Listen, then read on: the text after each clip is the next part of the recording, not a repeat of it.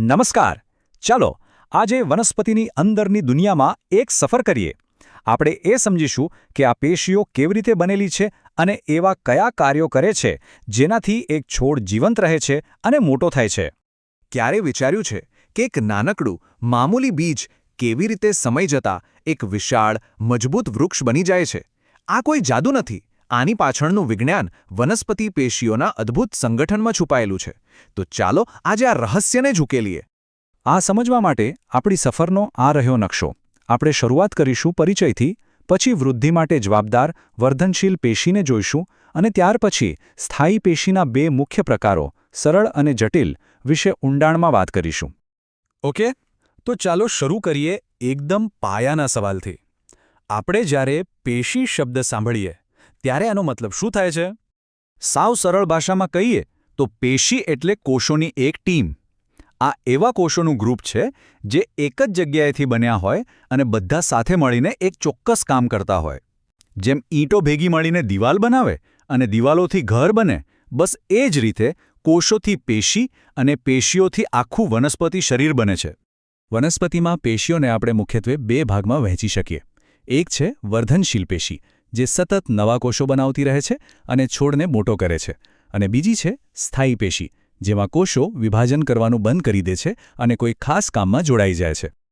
તો ચાલો પહેલા મળીએ વનસ્પતિના ગ્રોથ એન્જિનને, એટલે કે વર્ધનશીલ પેશીને. આ જે જગ્યા છે જ્યાં બધો જ જાદુ થાય છે, જ્યાં છોડની લંબાઈ અને જાડાઈ વધે છે.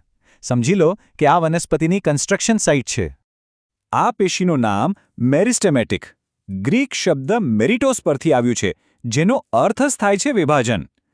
આના કોષો નોન-સ્ટોપ વિભાજન પામીને નવા કોષો ઉમેરતા જ રહે છે. આ પેશીઓ તમને ક્યાં જોવા મળે? મુખ્યત્વે મૂળ અને ડાળીઓની એકદમ ટોચ પર, જેથી મૂળ જમીનમાં ઊંડેને ઊંડે જાય અને ડાળીઓ સીધી આકાશ તરફ વધે. હવે આ વૃદ્ધિ પણ બે પ્રકારની હોય છે.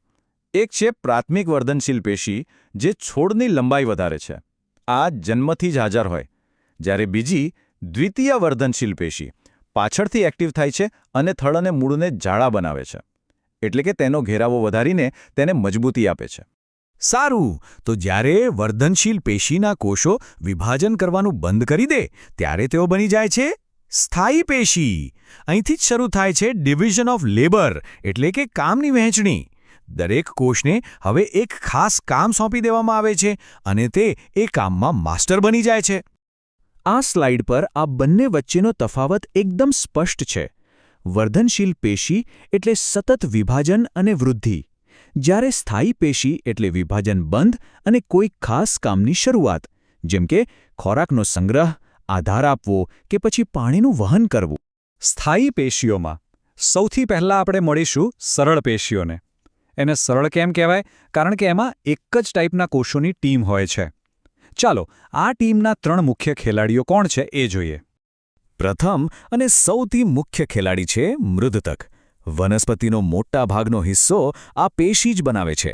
એને તમે એક ઓલરાઉન્ડર કહી શકો. મૃદુતકના કોષો જીવંત હોય છે અને એમની દિવાલ પાતળી હોય છે. એમનું કામ ઘણું બધું છે. સૂર્યપ્રકાશમાંથી ખોરાક બનાવવો, પાણી અને ખોરાકનો સંગ્રહ કરવો અને બીજા જરૂરી પદાર્થોનો સ્ત્રાવ કરવો. ટૂંકમાં આ વનસ્પતિનો મુખ્ય કાર્યકારી વર્ગ છે. હવે મળીએ બીજા ખેલાડીને, સ્થૂલ કોણક. આ છે વનસ્પતિનો ફ્લેક્સિબલ સપોર્ટ સ્ટાફ. સ્થૂલ કોણક પેશીના કોષો પણ જીવંત જ હોય છે, પણ એમની ખાસિયત એ છે કે એમની કોષ દિવાલ ફક્ત ખૂણાઓ પર જાડી હોય છે. આનાથી શું થાય? આનાથી મજબૂતી પણ મળે અને લચીલાપણું પણ.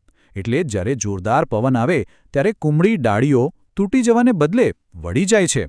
આ એક જીવંત યાંત્રિક પેશી છે. અને હવે આવે છે ત્રીજો અને સૌથી મજબૂત ખેલાડી, દૃઢોતક.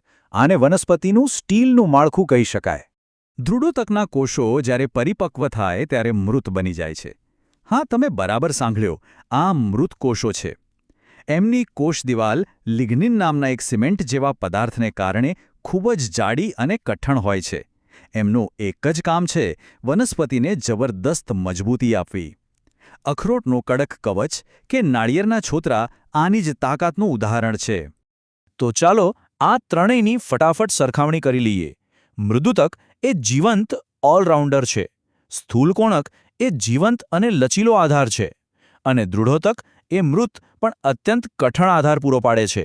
આ ટેબલ ત્રણેયના તફાવતને યાદ રાખવા માટે એકદમ પરફેક્ટ છે. હવે આપણે આગળ વધીએ છીએ વનસ્પતિના હાઇવે સિસ્ટમ તરફ, એટલે કે જટિલ સ્થાયી પેશી. આ પેશીઓને જટિલ એટલા માટે કહેવાય છે કારણ કે આમાં એક કરતાં વધારે પ્રકારના કોષોની ટીમ હોય છે, જે બધા સાથે મળીને ટ્રાન્સપોર્ટેશનનું મોટું કામ કરે છે. પહેલો હાઇવે છે જલવાહક. આ વનસ્પતિની પાણીની પાઇપલાઇન છે. એનું કામ છે મૂળ દ્વારા શોષાયેલા પાણી અને ખનિજ દ્રવ્યોને છેક પાંદડા સુધી પહોંચાડવાનું. અને આ પાઇપલાઇન આ 4 અલગ અલગ પ્રકારના ઘટકોની બનેલી છે. અને બીજો હાઇવે છે અન્નવાહક. આ વનસ્પતિની ફૂડ ડિલિવરી સર્વિસ છે. પાંદડામાં જે ખોરાક બન્યો એને વનસ્પતિના દરેક ભાગ સુધી પહોંચાડવાની જવાબદારી આની છે. આ સિસ્ટમ પણ 4 વિશિષ્ટ ઘટકોથી બનેલી છે. અને આ સ્લાઇડ આખા વિષયનો સારાંશ છે. આને બરાબર સમજી લેજો. જલવાહક એટલે પાણી અને ખનિજ દ્રવ્યનું વહન જે ફક્ત એક જ દિશામાં એટલે કે નીચેથી ઉપર તરફ થાય છે, અને તેના મુખ્ય વાહક કોષો મૃત હોય છે. બીજી બાજુ અન્નવાહક એટલે ખોરાકનું વહન જે બંને દિશામાં થઈ શકે છે, અને તેના મુખ્ય વાહક કોષો જીવંત હોય છે. આ બંને વનસ્પતિની જીવાદોરી સમાન છે. તો આપણે જોયું કે કેવી રીતે આ બધી પેશીઓ સાથે મળીને એક નાના બીજને વિશાળ વૃક્ષમાં ફેરવી દે છે. પણ જતાં પહેલાં એક સવાલ વિચારવા જેવો છે.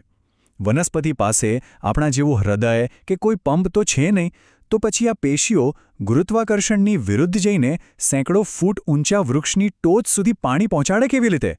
આનો જવાબ પ્રકૃતિના એક બીજા જ ચમત્કારમાં છુપાયેલો છે.